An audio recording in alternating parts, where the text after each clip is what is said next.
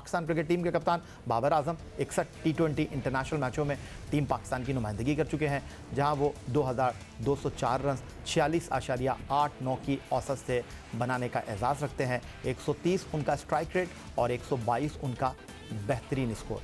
बाबर आजम ने एक सेंचुरी बनाने के साथ 20 निफ सेंचुरियाँ भी स्कोर कर रखी हैं।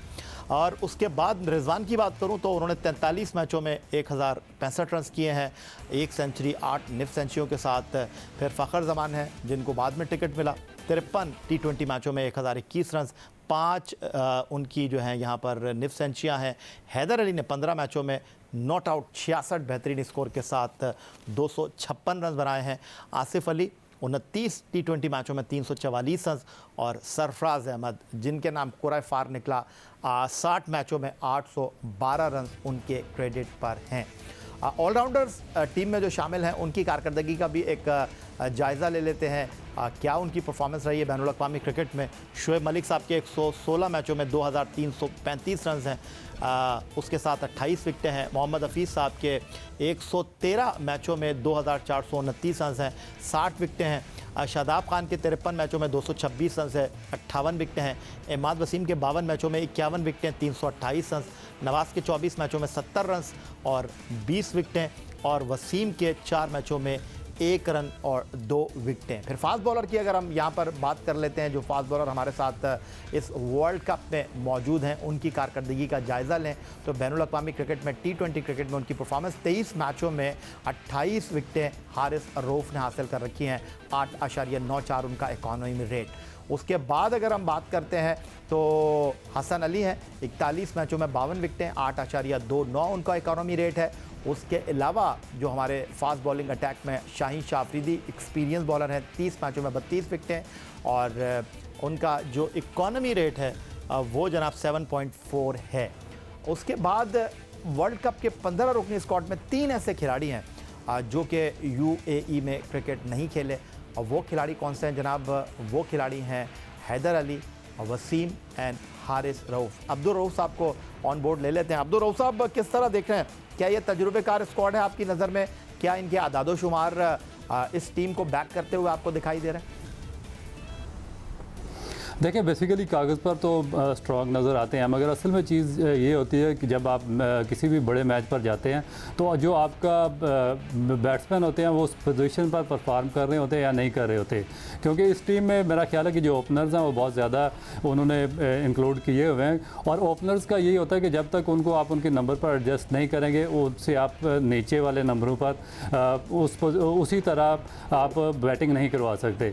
क्योंकि जो उनका बेसिक टाइमिंग होता है वो एक नए बॉल के साथ ही मीट कर रहा होता है, और जब वो जैसे ही नीचे आते हैं तो वहाँ पर थोड़ा सा जो पेस होती है बॉल की या स्पिनर्स की टर्न या ब्रेक होती है वो चेंज होता है। और स्पेशली जो यूएई की कंडीशंस और विकटें हैं, क्योंकि हमें यूएई में तीनों तरह की जो विकटें हैं उन पर खेलना पड़ेगा। बाज़ विकटें ऐसी हैं कि जिस पे आपको 200 प्लस रन पे भी जाना पड़ेगा, और उसमें हमें 2200 से प्लस रन करने पड़ेंगे तो फिर हम मैच जीतेंगे। उसके बाद कोई स्पिन ट्रैक आएगा तो उस पर हमें स्पिनर्स के हिसाब से खेलना पड़ेगा, और बाज़ दफ़ा जो लेट नाइट होता है वहाँ पर सीमिंग ट्रैक भी सामने आ जाते हैं, जिसमें अगर आपकी 2 या 3 विकटें अर्ली ऑन दूसरी टीम की ले लें या अपनी गंवा दें तो आपके मैच हाथ में आ भी सकता है और मैच निकल भी सकता है। तो ये चीज़ें हमें कंसीडर करनी पड़ेंगी। और ओवरऑल जो मेरा ख्याल है कि जो पाकिस्तान की बॉलिंग है वो भी इसमें जो शाहीन अफरीदी है उससे आप नए बॉल से एक्सपेक्ट कर सकते हैं कि वो काफ़ी आपको एक विनिंग पोजीशन में ला सकते हैं। मगर उसके बाद जो आपका डेप्थ ओवर है उसमें थोड़ा सा आपको पाकिस्तान की जो बॉलिंग लाइन है स्ट्रगल करती नज़र आ रही है, क्योंकि आपके पास कोई ऐसा सेंटर में मैच्योर स्पिनर भी नहीं है कि जो आपको वन साइडेड ये मैच जितवा देगा। क्योंकि जिस तरह बाकी टीमों के पास कंप्लीट स्पिनर्स हैं, आपके जो स्पिनर्स हैं वो ज़्यादातर दोनों स्पिनर्स मेरा ख्याल है या तीनों हैं वो बेसिक उनको एज ए ऑलराउंडर ही कंसिडर किया गया है। तो इसमें जो पाकिस्तान की फास्ट बॉलिंग है उस पर बहुत ज़्यादा प्रेशर होगा और उनको ही ऑल आउट जाना पड़ेगा। माजिद भट्टी साहब, आप मेरे साथ 2017 में इंग्लैंड में मौजूद थे, आईसीसी चैंपियंस ट्रॉफ़ी, और सरफराज वहाँ क़यादत कर रहे थे। और अगर आपको याद हो, आप भूले नहीं हो, तो ये बात मंजर आम पर आई थी कि शुएब मलिक और मोहम्मद हफीज़ को कहा गया है कि जी आप उस वक्त तक खामोश रहेंगे फील्ड में जब तक आपसे कप्तान मशवरा नहीं मांगेगा। तो अब शुएब मलिक टीम में है और उनके बारे में ये कहते हैं कि जी बाबर आजम उनको बड़ा मानते हैं और हफीज़ की जो वेस्ट इंडीज़ में परफॉर्मेंस रही है उसके बाद अब हमारी बॉलिंग में उनकी बॉलिंग का बड़ा मरकज़ी किरदार है। तो ये कितनी पॉजिटिव है बाबर आजम के लिए चीज़, क्योंकि वो तो ये कह रहे हैं कि जी चैम्पियंस ट्रॉफी विनिंग स्क्वाड के शादाब, हसन अली, सरफराज भाई, शुएब मलिक, हफीज़, इमाद वसीम, ये खिलाड़ी मेरे साथ मेरा हौसला बढ़ाने के लिए मौजूद है।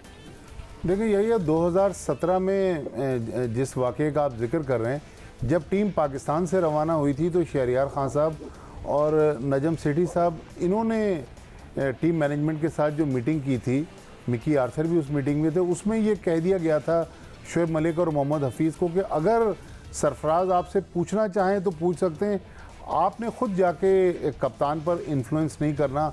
इसलिए सीनियर जो थे वो साइड पर थे, सरफराज अहमद खुद ही कप्तानी कर रहे थे, मिकी आर्थर उनको बाहर से मशवरे दे रहे थे, या फिर जो उनके हम ख्याल लोग थे जिनमें बाबर आजम वगैरह थे, अज़हर अली, वो उनको गाइड कर रहे थे।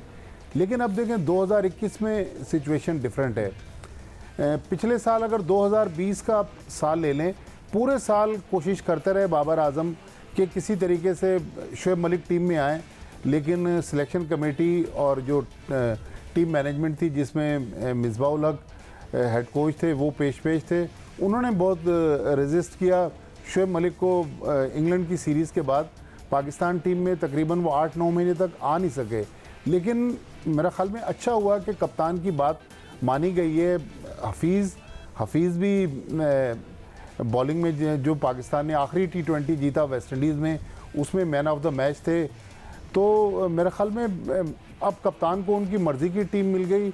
सीनियर्स भी इसमें बहुत ज़्यादा तजर्बाकार प्लेयर्स हैं, जिनमें शुएब मलिक, मोहम्मद हफीज़, सरफराज अहमद ये भी हैं, यंग प्लेयर भी हैं। तो मतलब एक यूथ और एक्सपीरियंस का एक बड़ा ज़बरदस्त कॉम्बिनेशन है। तो मरीना, कुछ दिन पहले जब खिलाड़ियों के साथ रमीज़ हसन राजा साहब ने लाहौर के मुकामी होटल में गुफ्तगू की, तो उन्होंने ख़ास तौर पर इस बात का तस्करा किया कि उनके लिए ये बात अचंभे की है कि वो खिलाड़ी जो कि नौजवान हैं, उनकी कारकर्दगी तजुर्बेकार और जो बैनुल अक़वामी क्रिकेट में अपने आप को मनवा चुके हैं, उनके सामने वो ठान नहीं दिखा रही। उन्होंने ख़ास तौर पर रोमान रईस की बात की, जिन्होंने कम बैक पर शानदार कारकर्दगी का मुज़ाहरा किया। उन्होंने वहाब रियाज का तस्करा किया, अहमद शहजाद की उन्होंने बात की, सरफराज को उन्होंने अप्रिशिएट किया कि जिस तरह उन्होंने वर्ल्ड कप स्क्वाड के शाहीन शाह अफरीदी, हसन अली, हारिस रऊफ़ को हैंडल किया।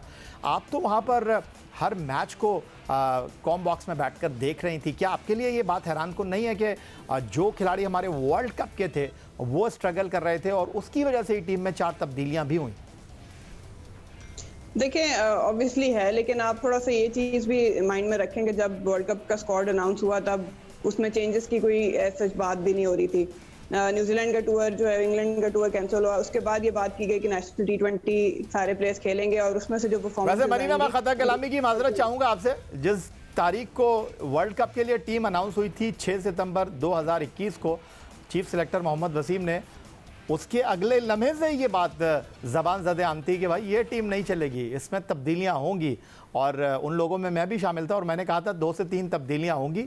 और जब फिर 2 से 3 तब्दीलियां 8 अक्टूबर को हो गई, फिर मैंने ये कहा था कि जनाब एक तब्दीली और होगी इस टीम में, और अगले दिन शुएब मलिक भी आ गए टीम में। तो ये आप नहीं कह सकती कि वो बेस्ट टीम थी और वही टीम फाइनल थी। मैं ये नहीं कह रही, मैं सिर्फ ये कह रही हूँ कि प्लेयर्स पर्सपेक्टिव से जब आप एक टीम का, एक स्क्वाड का हिस्सा बन जाते हैं, उसके बाद जब आप टूर्नामेंट खेलने जाते हैं जो कि एक ओपन टूर्नामेंट है, नेशनल T20 था, तो कहीं ना कहीं एडेड प्रेशर होता है कि आप वर्ल्ड कप के लिए सिलेक्टेड हैं, आप बेस्ट चॉइस थे और आपको वहां पे प्रूव करना है। और ये एक्सक्यूज कोई भी नहीं होता, लेकिन प्लेयर के माइंड में जरूर होता है कि उसने अपनी जगह जस्टिफाई करनी है। और ऑब्वियसली जब दूसरे प्लेयर्स को जगह मौका मिलता है अपने आप को दिखाने के लिए कि मैं भी यहाँ खड़ा हूँ, मैं भी परफॉर्म कर सकता हूँ, तो वो एक अच्छा कंपटीशन होता है और उसमें जाहिर है जो ज़्यादा प्रेशर हैंडल कर जाता है वो परफॉर्म भी कर जाता है। तो ये माइंडसेट में ज़रूर प्लेयर के होता है कि मुझे अपनी जगह वर्ल्ड कप स्क्वाड में जस्टिफाई करनी है, जिसकी वजह से एट टाइम्स प्लेयर नहीं परफॉर्म करते और उसी चीज़ को कंपटीशन लेके, चैलेंज लेके दूसरे प्लेयर्स परफॉर्म करते हैं। बहुत शुक्रिया आपका अब्दुल माजिद भट्टी साहब, बहुत शुक्रिया आपका अब्दुल रऊफ साहब, और बहुत शुक्रिया आपका मरीना इकबाल साहब। पाकिस्तान टीम की तैयारियाँ, पाकिस्तान टीम की मनसूबाबंदी और मुस्तकबिल में पाकिस्तान क्रिकेट बोर्ड में क्या तब्दीलियाँ आ रही हैं, क्या फ़ैसले हो रहे हैं, इस बारे में हमारे एक्सपर्ट की राय आपने सुनी।